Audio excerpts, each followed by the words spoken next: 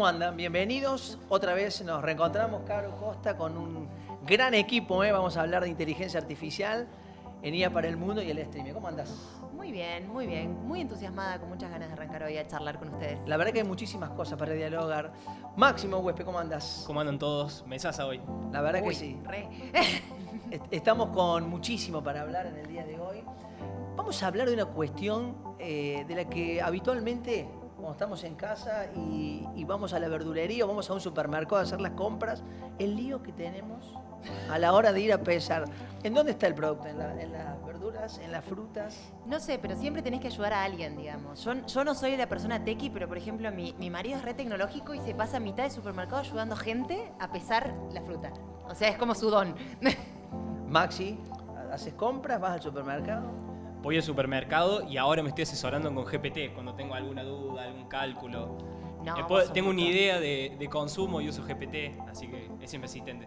Es la clásica que caes. Limón, ¿a dónde lo buscas? Fruta, verdura, y estás ahí buscando en la balanza a dónde está. De hecho, no sabes algunas si son frutas o son verduras. Viste que el tomate algunos dicen que es una fruta. Vamos a hablar de la inteligencia artificial en el supermercado, en la parte de la verdulería. Bueno, hemos invitado a Luciano Aguerre, que es gerente de investigación y desarrollo de la compañía Systel. Luciano, bienvenido. Muchísimas gracias por la invitación. Bueno, vamos a hablar un poco el misterio de ¿Qué de existe? qué le va, ¿no? ¿Qué es Systel? Ustedes son especialistas en balanzas. Nosotros somos una empresa de transformación tecnológica. Hace más de 30 años que fabricamos balanzas electrónicas para el área comercial. También tenemos otros productos como ser cortadoras de fiambre, todo equipamiento gastronómico. Bien, yo conocí Systel porque ahora, desde a partir de que conocí Systel, voy a la dietética y veo la balanza y dice Systel. Voy a cualquier lugar que vas, las balanzas son de Systel. Y ¿O ahora estoy las vas a ver equivocada? en todos lados. Estamos en todos lados, presentes en todos lados. Bueno, contanos un poquito. ¿Ustedes han innovado y se han metido de lleno en el mundo de la inteligencia artificial? Sí, tomamos la decisión de incorporar inteligencia artificial en nuestros productos, arrancando, como comentaron muy bien ustedes, en las balanzas de tipo autoservicio, porque veíamos que estaba este problema a la hora de seleccionar los productos para la gente que por ahí no está tan familiarizada con la tecnología o que el acceso por ahí a veces la pantalla está muy arriba, muy abajo, le resultaba muy incómodo. Entonces decidimos mejorar la experiencia de compra a través de la incorporación de tecnología y de inteligencia artificial. ¿Y cuál fue la motivación para avanzar con esto? Primero veíamos esa problemática, inclusive nosotros cuando íbamos a comprar con nuestros chicos, con nuestras familias, que no está bien resuelto esa forma de compra, y decidimos nosotros desarrollar un producto nuevo, primero que no solamente la selección del producto se haga de forma automática, sino que todo el producto en sí esté pensado de una forma ergonómica, que sea fácil de usar, que sea accesible para todos. Entonces decidimos desarrollar un producto de cero, incorporando como base la tecnología. Bien, o sea, sería que hoy yo voy al supermercado. O sea, yo agarro una bolsa de tomates. Yo lo pongo sobre la balanza y ya está. Y no tenés que hacer nada. La balanza lo selecciona por vos. Obviamente, Pagar caro. por detrás, Pagar, listo, hay que pagar, sí. claro, le toma una imagen, la procesa y te presenta en la pantalla lo que es. Y si vos confirmás la operación, si el peso, si es la cantidad que vos querés, apretás la pantalla para que te dé la etiqueta, la pegás sobre la bolsa y te vas. Es decir, a diferencia del sistema tradicional, vos ponés el producto, directamente hace un escaneo. ¿Cómo Exactamente, le saca una foto, Sí. la procesa contra su base de datos y en 2 o 3 segundos ya te muestra la imagen para que vos simplemente confirmes la operación. No hay que buscar en la pantalla, no hay que apretar las letras, no tenés que hacer nada. Ponés el producto y esperás. ¿Y esto fue un requerimiento del mercado? ¿Cómo ustedes decidieron, bueno, vamos hacia este servicio? Primero porque detectamos ese problema, que veíamos que necesitábamos mejorar la experiencia de compra que ya había. El mercado también nos estaba pidiendo algo un poco mejor. Afuera también vimos que había algunos experimentos relacionados con esto, ya había algunos avances hechos que no terminaban todavía de resolver la operatoria en una forma rápida, ¿no? O sea, por ahí tardaban 4 o 5 segundos y para 4 o 5 segundos por ahí parece que no, pero es mucho tiempo. Entonces, bueno, con eso en mente decidimos avanzar con ese desafío. ¿Y cuánto tiempo hoy yo peso, pongo en los tomates y en cuánto tiempo me da la etiqueta? Alrededor de 2 o 3 segundos Wow. te presenta digamos, la imagen en la pantalla para que vos confirmes la operación. Bien. A mí me encanta, Luciano, desde la primera vez que te escuché hablar de este caso, porque lo que me gusta mucho es que la mayoría usa inteligencia artificial. Los casos que escucho son inteligencia artificial para a lo mejor ahorrar costos, automatizar, qué sé yo, a lo mejor tengo muchos papeles y los ahorro con inteligencia artificial, pero esto es directamente agregarle valor a un producto con inteligencia artificial. ¿Por qué es ahora que lo están haciendo y no antes? ¿Hay algo en los últimos años del desarrollo tecnológico que permite que ustedes ahora puedan hacer esto? Sí, por supuesto. El avance de la tecnología hizo que los costos sean mucho más baratos, que los algoritmos de inteligencia artificial fueran más accesibles. Hace varios años, cuando se quiso avanzar sobre esto, los costos eran enormes y bueno, decidimos priorizar otras cosas, pero con el correr del tiempo y con la masividad ya los costos de la tecnología y el acceso y el entendimiento también se hace más horizontal, entonces se abrió una ventana para poder desarrollarlo. En este caso, nosotros desarrollamos todo el sistema, desarrollamos la plataforma de adquisición de imágenes, que ese era un punto flojo por ahí que veíamos en los sistemas comerciales que ya hay, que están todos entrenados por ahí con imágenes de estudio, con mucho color, con mucho brillo, con buena calidad, con buena definición, y por ahí cuando estás con el equipo en un súper, el nivel de iluminación no es bueno, la imagen... la fruta ya tiene por ahí algunos días y no tiene ese color rojo. La manzana hermoso, no es claro. linda, digamos, No, como, la de, bueno, entonces, como la de Google. Digamos, eso entra dentro de la ecuación para que la tasa de acierto sea alta. Entonces todo ese aprendizaje hubo que transitarlo. Bueno, súper interesante porque se arman unas filas eternas en las grandes superficies, en los supermercados. Obviamente esto lo que te permite es avanzar mucho más rápido. Sí, ¿y cómo fue, Luciano, estuvieron convencidos desde el principio? O sea, ¿cómo es culturalmente en una empresa? O sea, todos creo que nos da un poco de miedo la inteligencia artificial cuando irrumpe. Es como, ¿cómo fue culturalmente transitar esto? Bueno, al principio fue muy frustrante porque bueno, el conocimiento que había y el acceso era muy poco y como había muchas particularidades que nosotros no conocíamos, nos costó mucho hasta entender cómo funcionaba, entender cuáles eran. Los primeros modelos, por ejemplo, tenían alrededor de 25 parámetros y uno que toque ya cambia mucho la tasa de acierto, entonces era un poco frustrante.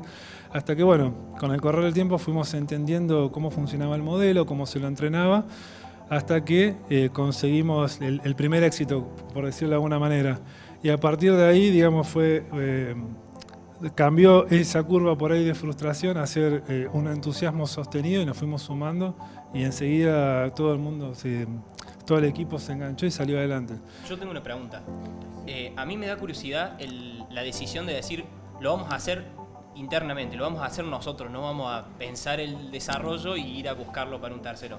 Yo quiero saber a qué se debe esa decisión de decir, lo vamos a llevar a cabo nosotros y que me cuentes un poco de ese proceso, de decir, lo encaremos nosotros. Si usted tiene una cultura de desarrollar y diseñar internamente, y como nosotros veíamos que esto no es simplemente por ahí una moda, sino que es una tecnología que está para instalarse y que a futuro va a cambiar la forma en la que las empresas operan y hacen negocios, decidimos hacerlo internamente para que el conocimiento quede dentro de la compañía y se pueda desparramar hacia el resto de los sectores. Arrancamos por ahí por el producto y no por el proceso, como por ahí arrancan otras empresas, porque bueno, nosotros le ponemos mucha tecnología a nuestro producto, le ponemos mucho diseño, y era como para nosotros, culturalmente, sea la punta de lanza de empezar a incorporar la tecnología en distintas áreas. Por eso arrancamos por el producto y por eso decidimos hacerlo internamente y además porque nuestro equipo puede hacerlo, ¿no? Que no es menor. Luciano, ¿te imaginas que esto, las balanzas cuando vayamos a una verdulería, a un supermercado, a una carnicería, va en esta tendencia? Sí, como toda la tecnología, al principio suele ser un poco cara y se reparte por ahí en algunos productos de una categoría superior, pero a medida que va pasando el tiempo se van mejorando los procesos, se van abaratando los costos y se empieza a ser más masivo. Así que con el correr del tiempo seguramente veamos algoritmos de inteligencia artificial en muchas más cosas, no solamente en las balanzas de supermercado, en las balanzas de barrio, pero también en otros equipos, en otras cosas como lavarropas, o sea, otros electrodomésticos, que el acceso a esa tecnología va a ser más barato y se va a difundir más. Pasaba antes, entiendo, que por ahí lo que es la formación en inteligencia artificial en distintas ramas de lo que tiene que ver con inteligencia artificial no había tanto, no estaba canonizado que la inteligencia artificial era una de las industrias que venía hacia adelante. Entonces, a mí me interesa saber cómo llegaron en el camino de decir nos vamos a formar en inteligencia artificial, o si tienen personas que son expertos en el tema y a partir de eso hicieron desarrollos, y si qué recomiendas de ahora en adelante para una persona que quiere involucrar en el proceso productivo de una empresa o para agregar valor a su producto, capacidades de inteligencia artificial. Bueno, primero ninguno de nosotros era especialista en inteligencia artificial, ¿no? Tuvimos que hacer el camino, transitarlo de a poco. Nosotros tenemos diseñadores industriales, programadores, ingenieros en electrónica, cada uno fue como mordiendo un pedacito de esa gran torta que es la inteligencia artificial, y en equipo salimos adelante con este proyecto. Dicen que a mí el otro día me dijeron en una empresa que los mejores desarrolladores de IA son los curiosos, no los que tengan mucho estudio. Así que creo que es una carrera de curiosos. Sí, con el Tommy le decimos aprender en la calle. Claro. Que en este caso sería en la web, inmerso en la web, como vamos aprendiendo. Me quedé pensando, ¿no? Digo, bueno, quizás en una verdulería es más fácil. La manzana, una banana, pero en una carnicería, qué difícil que debe ser poder desarrollarlo para que pueda diferenciar de un lomo, de un bife de chorizo. Bueno, te voy a contar una anécdota. Nosotros pensamos en desarrollar este producto para el sector de frutas y verduras de las grandes superficies, pero se dio el caso de que otros clientes nos dijeron queremos usarlo para etiquetar, por ejemplo, hormas de queso y fiambre, porque el operador pierde tiempo seleccionando qué es lo que es. Y bueno, a través del sistema que nosotros desarrollamos, que es primero la toma de imágenes, el reentrenamiento, pues no lo teníamos entrenado obviamente para eso, y se pudo hacer, se pudo desarrollar, y ahora se está usando para etiquetar hormas de queso y fiambre. Nueces, hay otros productos que se venden que son las ensaladas preparadas, hay 3 o 4 variedades de ensaladas preparadas, que no lo teníamos entrenado para eso, pero como la plataforma permite este entrenamiento continuo, se va a poder incorporar. Eventualmente, con la cantidad suficiente de imágenes, se va a poder incorporar y lo vamos a ampliar a carnicerías, a comercios, por ejemplo, para en lugar de vender galletitas o gaseosas que no lo levanten con el lector de código QR, sino directamente lo apoyan sobre el equipo y que la cámara diga, esto es una botella de coca, por ejemplo. Qué importante esta decisión entonces que tomó como Systel en su momento, digamos, de no decir, bueno, tengo un problema puntual con una balanza, contrato un partner tecnológico que venga, me solucione este tema y ya está, sino realmente desarrollarlo dentro de la empresa, generar capacidades, generar equipo, porque ahora lo que tienen no es una balanza con inteligencia artificial, es una tecnología que la pueden ir disparando para distintas cosas que impacta mucho también en la competitividad de la empresa, cuando hablamos de empresas cordobesas con tecnología competitivas a largo plazo, ¿no? Exacto. Te tiré muchas flores.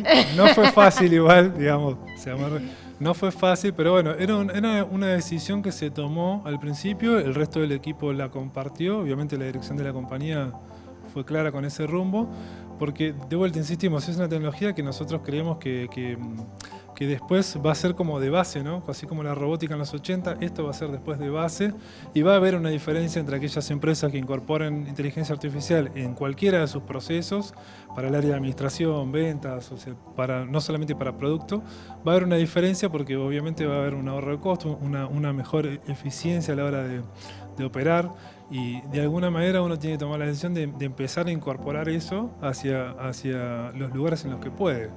Y lleva un tiempo de adaptación, de aprendizaje, no es que uno se descarga. ¿Tenés alguna resistencia de los comerciantes? No. Porque digo, el público cuando vaya se va a enfrentar a una balanza, va a ser mucho más rápido, mucho más dinámico a la hora de hacer la compra. No, obviamente como toda tecnología nueva o novedosa, al principio es como que bueno, hay cierta incertidumbre de cómo funciona, qué hará, qué impacto tiene, pero una vez que vos ves el equipo funcionando, habla por sí solo, digamos. Cuando vos ves el antes y el después, es muy difícil, digamos. Lo quiero, dicen. No estar a favor, exacto. ¿Qué tal? ¿Cómo están? Bienvenidos. ¿Qué cuentan? Seguimos aquí en IA para el Mundo Streamia y hoy vamos a abordar un tema súper interesante que es cómo son las atenciones que tenemos cada vez que hacemos una consulta. Caro Costa, ¿usted quiere? ¿Cómo le anda? Primero la saludo, ¿cómo le va? Hola, ¿cómo va? Muy bien. ¿A usted qué le gusta? ¿Que la atiende un humano? ¿Prefiere la eficacia y la rapidez de una máquina? Yo te digo que soy ya de la generación que no le gusta hablar por teléfono, así que yo prefiero que me atienda una máquina, pero me está sorprendiendo cómo te empiezan a atender las máquinas, porque no sé si vos charlaste con ChatGPT, por ejemplo, de cosas personales. No, todavía no he llegado a eso. Pero es un amor, o sea, me trata mejor que mi abuela, así que, o sea, como que está llegando a un nivel de empatía o de entender lo que estás hablando, que no usé la función de voz, sino todo digamos, por escrito, pero me pareció como sumamente interesante, así que tengo como muchas preguntas para que charlemos hoy. Máximo Huespe, ¿cómo le va? ¿Cómo ¿Qué dice? estamos todos? anda? ¿A usted qué le gusta? ¿Que lo atiendan por teléfono, una persona que sea más cálida o directamente resuelve todo en el teléfono? Mirá, equipazo ya, ¿no? Estamos Ah, no, fijos. estamos todos. Mi experiencia es muy mala hasta hace poco tiempo, cuando vos tenías opciones, cuando tenías que marcar uno y por ahí querías que tenga un poco más de flexibilidad el chatbot con el que te comunicas, pero ahora estoy viendo como que hay un avance en ese sentido, sobre todo por la inclusión de los modelos conocidos, como integrar un chat GPT personalizado para una empresa. Bueno, esas son cosas que me parecen increíbles y que ahora lo están haciendo mucho más cómodo comunicarse con la IA. Claro, sí, antes tenías que ir poniendo opción 1, opción 2 y ahora como hablas en lenguaje natural, o sea, hablas con Sí. la IA pero como si hablaras con una persona. Entonces me parece que es desafiante el Sí, tema. antes era un perno y Claro. ahora tenés la respuesta 24/7, pero con incluso más confidencia, mucho más Pero la amigable. velocidad de respuesta, ¿uno se da cuenta que está hablando con una máquina? Y Las yo creo queremos que... un poquito las máquinas. Claro. Así que bueno, vamos a hablar por supuesto de todo esto. Está Federico Giussiano, que es director de negocios digitales de Conecta Cono Sur. ¿Qué tal? A quien lo hemos invitado y le agradecemos la participación y nos va a ayudar a pensar y a entender un poquito de lo que se está ocurriendo. Tratar de ayudar. Yo creo que la respuesta es según quien llama. Y el cambio cultural es generativo o no generativo. Lo que decía Maxi, ahí yo creo que está el clic de hasta qué momento fue un perno y a partir de qué momento empieza a ser algo súper natural. Totalmente. Creo que también, por ejemplo, hay todo un cambio generacional, es súper importante. A mí me pasa, por ejemplo, yo no soy de la generación ya que habla por teléfono, que le gusta hablar por teléfono, o sea, mi mamá llama por teléfono a algún lugar.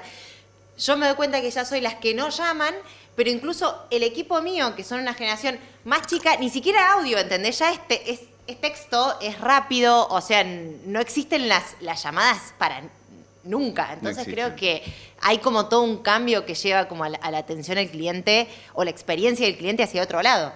Exacto. Yo creo que es absolutamente generacional.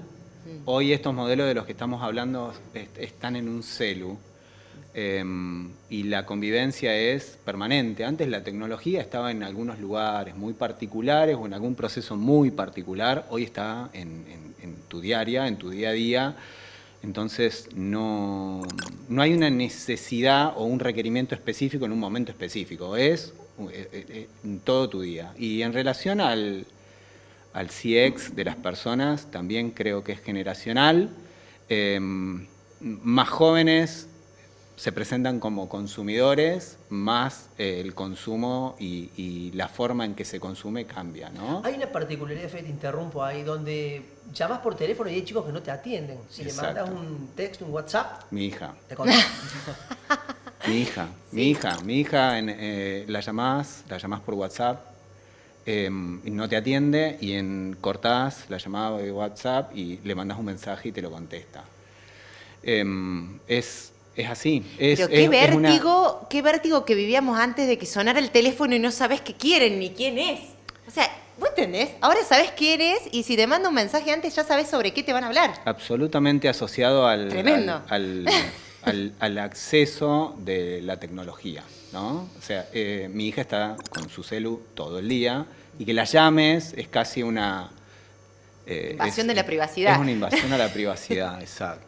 Es cierto, ¿no? Exacto. Antes estábamos esperando la llamada, ahora ya sabes, como decís, Caro, un mensaje de WhatsApp, quién es, ¿Y qué te va a qué va a hablar? pedir, de qué te va a hablar y quizás Sí. lo podás responder un poco más tarde. Maxi, ¿qué tenemos para el día de hoy que nos vas a traer? Hoy tengo información, Ah, información a ver. clave. Te Pero lo escuchamos. vamos a presentar de forma mucho más Sí. amigable. Y estaría de más que yo ahora diga, esto lo hice a mano. No, me ayudé de la IA para generar la posibilidad de ver esta información de una forma más amigable a través de una infografía. Esta infografía consiste en resumir, por ejemplo, en este caso un estudio, y que tenga algunos cuadros, alguna información resaltable, algunos emojis, algunos títulos que hacen bastante más fácil consumir por ahí esto que puede llegar a ser muy sofisticado como este estudio, que tiene un modelo econométrico, que tiene mucha matemática de fondo y que por ahí democratiza la posibilidad de entenderlo, esta infografía. Si me permiten, ¿Qué usaste? empiezo a contar. ¿Qué herramienta usaste? Yo para esto utilicé Gemini. Bien. Que De Gemini Google. cuando le mandas un archivo, si vos le pedís que genere una infografía, te genera esto, que a mí me parece increíble. A ver. Ahí está. Bueno, acá lo estamos viendo nosotros en el monitor. La gran oportunidad productiva. Lo titula IA, la gran oportunidad productiva. El estudio es de la CEPAL y nos dice los resultados del impacto económico de inteligencia artificial en América Latina y particularmente en Argentina. Bien. Y nos cuenta que estamos en una brecha en la que podríamos tener un nivel de inversión muchísimo más alto del que estamos teniendo actualmente. Y fíjense, estos gráficos son los que a partir del estudio, con los datos verídicos de la CEPAL, nos fue haciendo, donde yo puedo ir cliqueando sobre los cuadros y me dice los datos, de que se supondría que la inversión en Argentina tendría que ser de 1.014 millones y la inversión actual es de 146. O sea, 10 es veces un poquito menos. más de un décimo, Claro. es muy bajo con respecto a lo que podríamos hacer. Pero incluso este es un problema que tenemos a nivel Latinoamérica, porque estamos hablando de que el PBI de América Latina representa el 6%, el 6,3% global, pero la inversión en inteligencia artificial mundial está en solo el 1,56% de América Latina. O sea, estamos hablando que es menos de la mitad de lo que tendría que ser. Y vemos que Argentina es el cuarto en América Latina. ¿Esto qué nos dice? Que Argentina tiene una ventana de oportunidad enorme con inteligencia artificial, porque estamos hablando de que cada 1% de aumento de inversión en inteligencia artificial tenemos un 0,036 extra por aumento de productividad. O sea, la inteligencia artificial está en los resultados que efectivamente nos hace más productivos, pero a todos no. Eso es un problema y también es una oportunidad. ¿Por qué? Porque la inteligencia artificial sobre todo potencia a los calificados, al trabajador calificado. Entonces, el hecho de que haga de que nosotros volquemos inversión en inteligencia artificial, pero en otros países rinda más que en Argentina y en Latinoamérica en general, es el hecho de que tenemos menos población con educación superior. Entonces, esto puede derivar en un nivel de desigualdad. Si hacemos que la inteligencia artificial penetre en toda la estructura productiva y hace que sustituya al trabajador no calificado, pero que potencie mucho al trabajador calificado. ¿Esto qué significa? Que tenemos la oportunidad de aumentar la productividad de Argentina, pero siempre que es una formación integral del país. O sea, que todos Con tengan más la posibilidad, educación, claro, con más educación. Entonces, el acceso a la educación y a la formación en inteligencia artificial actualmente es imprescindible para aumentar la productividad del país, pero también para no dejar gente afuera. Wow, nos diste una clase. Súper interesante, además lo ha hecho con Todo esto lo hace la Gemini. inteligencia artificial. Ese informe así, todo Esa visto así. infografía lo hizo la inteligencia artificial, yo mandé el estudio y me dio la información clave, los cuadros de apoyo sobre los que fui contando. Qué todo. bueno, qué interesante. Y también qué interesante como para debatir con Fede, porque creo que, bueno, vos estás en un rubro donde hay de todo, hay trabajos, personas con mucha calificación, personas con menos calificación, y creo que de todos los rubros productivos, todo lo que es, digamos, la experiencia del cliente ha avanzado mucho con inteligencia artificial. ¿Cómo la estás viendo? Un rubro absolutamente masivo en una empresa que mundialmente está abocada a esta prestación de servicio. Tenemos problemas comunes en todas las regiones que tiene que ver con este ayornamiento del consumidor actual a la nueva forma de prestar un servicio, ¿sí? Yo sumaría a ese informe el hecho de cuán permeables son los procesos en esos países para recibir la inteligencia artificial, que ese es como el gran punto que se está debatiendo hoy en el mundo. La tecnología está, la capacidad está. Hay un dato súper importante de la inteligencia artificial generativa que iguala de condiciones, ¿sí? O sea, independientemente de en qué lugar del mundo estés, el costo por prestación de servicio tiende a equipararse y esa es una condición que no se había dado antes, ¿sí? Si lo vemos a nivel nuestra región, yo encuentro dos particularidades significativas. Al nivel que está Chile, que es un mensaje, Chile es un país que ha decidido invertir en inteligencia artificial desde hace 10 años sobre procesos a largo plazo, y eso se está viendo ahora, y después hay una cuestión de volumen de propio poblacional de los países. Pero entre todos los que tenemos similitudes, Chile se destaca, y eso es porque invirtió antes y lo hizo en modo inversión, ¿sí? El resto de los países tienen un comportamiento un poco más reactivo a esto de subirse a la ola o subirse a la tendencia. Bueno, ¿cómo integran ustedes la inteligencia artificial en la atención al usuario? ¿Cómo la integramos? Sí. Tenés procesos que son altamente repetitivos, que esa es una de las bases fundacionales de la inteligencia artificial, donde el traslado de esta actividad hacia un modelo con inteligencia artificial se hace de una manera relativamente sencilla, si no es muy sencilla, y después tenés procesos complejos que ya requieren cierto tipo de análisis, que a su vez requieren otro tipo de integración. Y ese es, digamos, el punto que también hoy se está debatiendo, que tiene que ver con derechos de autor y confidencialidad de datos, ¿sí? Donde vos ya empezás a utilizar información personal de los usuarios. Algunas empresas están muy abiertas a que eso suceda, otras no tanto, ¿sí?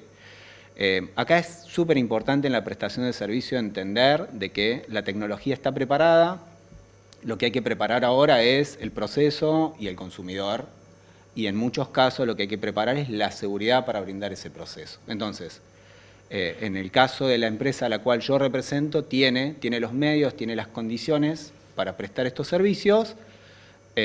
Por supuesto que los ofrecemos y nosotros estamos dispuestos a dar esa transformación y ese paso. Del otro lado, los clientes tienen que estar abiertos, receptivos y con procesos preparados para asumir esa tecnología, ¿no? Bien, y hoy como, por ejemplo, primero yo creo que para sentar la base, cuando hablamos de atención al usuario, todos en la mente pensamos, qué sé yo, llamando a la empresa que te da el internet para quejarte que no te anda. Sí. Pero creo que es mucho más amplio esto. O sea, hoy podés vender productos, podés gestionar una mora, podés, no sé, o sea, como que hay muchas cosas que puede hacer una inteligencia artificial. Y ahí, hoy, ¿cómo interactúa la gente? ¿Por voz? ¿Habla con alguien que es una máquina? ¿Cómo se lleva la gente con eso? Argentina es particular en la composición entre chat y voz. Argentina, yo entiendo lo que dijiste al principio, que es una cuestión generacional, que no hay intención de hablar, pero en Argentina se sigue eligiendo en los servicios masivos hablar. Bien. Seguramente tiene que ver con el funcionamiento y con la tasa de reclamos, servicios, promociones, donde ya más cerca del reclamo vayas, más la necesidad de hablar existe. Bien. Eso es un patrón, digamos. A nivel mundial, a nivel región, exceptuando Argentina, es muchísimo más por chat que por voz. Pero, sí. ¿no? Pero eso vos lo ves estrictamente por esto que comentabas, ¿o también puede haber un factor cultural? Sí, hay un factor cultural y también hay un orden de prestación y es un patrón de consumo. En Argentina las personas normalmente llaman al momento de reclamar. Sí. Sí, no vas a llamar para comprar. Es muy raro que se llame para comprar, es muy raro que se llame para ver cuáles son las nuevas ofertas que tiene la marca. Hablo en general porque son patrones generales de consumo. Entonces, al momento de reclamar y al momento en que el reclamo escala en complejidad, el consumidor casi siempre elige la voz. Claro. ¿Sí? Es un patrón muy particular de acá. En el mundo esto está mucho más resuelto a nivel chat, ¿sí? O sea, se utilizan muchísimo más los chatbots que los voicebots.